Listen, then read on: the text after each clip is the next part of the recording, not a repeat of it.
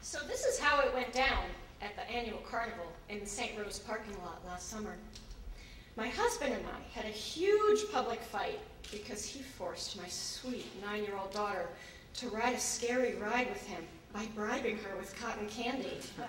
That's bad parenting. But that was not as bad as the carnival a decade ago. We, meaning my husband, put my oldest son, when he was 3 or 4, on the swing ride, the one where someone always barfs. He looked way too small for the swing, and I had the mother of all panic attacks sure that he'd fall out. But he didn't. And that torture was one of my greatest life lessons as a mother, that I need to let go sometimes. And when I do, they'll be okay, and that the whole thing is one big leap of faith. Now I stand here humbled by the carnival story. Let me tell you about a real leap of faith. Dropping my 3 precious children back at school on December 18th in Newtown, Connecticut was a leap of faith. Yes, that Newtown, where before December 14th, packing backpacks and finding missing shin guards was mind-numbing, but plenty, and where we still had those 26 wonderful souls among us. I wish there were a grand universal mothering lesson that I learned, like tragedy for dummies, tips for mothering when evil visits, but it's not that easy. Of course, I'm reminded of the basics. Thank God my kids are alive. Kiss them more, listen to them, cherish them.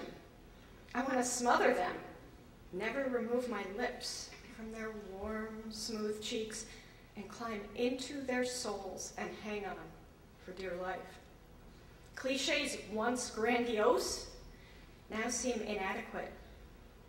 It's unthinkable, because when I think of what actually happened in the Sandy Hook school, it hurts so badly that I have to stop thinking about it, but I can't. Seize the day. Life is short. At 6 years old, kind of short? Really?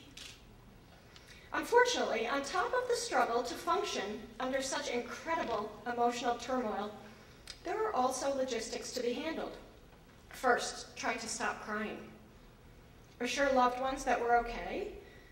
Monitor each child's level of grief. Check on distraught friends. Write sympathy notes.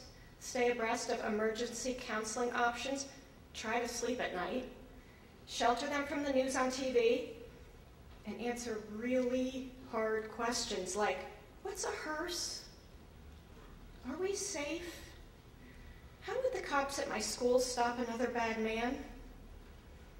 And the worst so far, do you think they were scared when they died? Some days are good. Some days we attend basketball games where our kids are happy and we yell at the refs. I threw a birthday sleepover party for my daughter, and 9 shrieking, hyper girls went to sleep on our den floor without nightmares, and it felt like a miracle. Some days my kids hang out with the New York Knicks or Mia Hamm. Most days, I try to make good out of bad for fighting for reasonable, safe gun legislation.